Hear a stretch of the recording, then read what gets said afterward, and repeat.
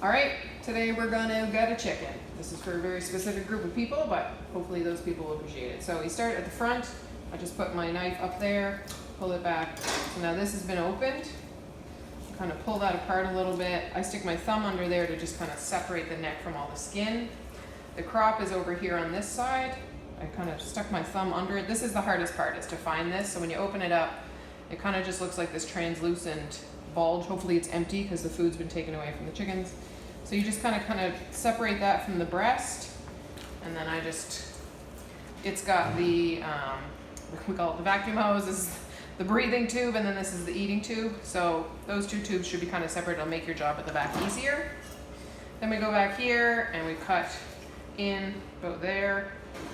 You can see we're into the business of things, but we haven't cut into anything. When you cut down that side, down this side, and then in underneath. And then I just like to pull that out and put it in the bucket. And then I just sort of loosen everything up in there, loosen things from the front. And then I just kind of grab this big part here, which is the gizzard. Today we're saving the fat. So this sort of pretty kind of thing here is the gizzard. If you were saving that, you'd rip that out. We're saving livers today. So we're gonna separate that out.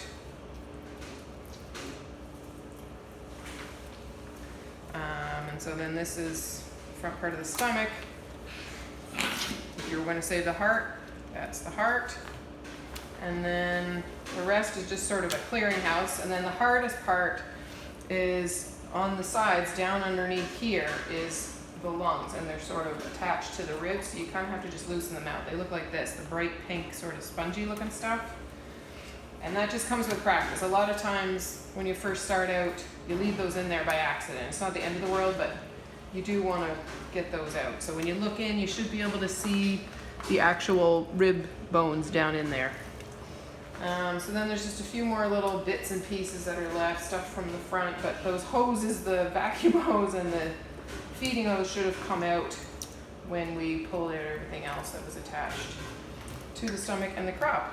So that's empty now. This is very empty. We got all this purple stuff that was down there. You just sort of run your fingers in there to get that out.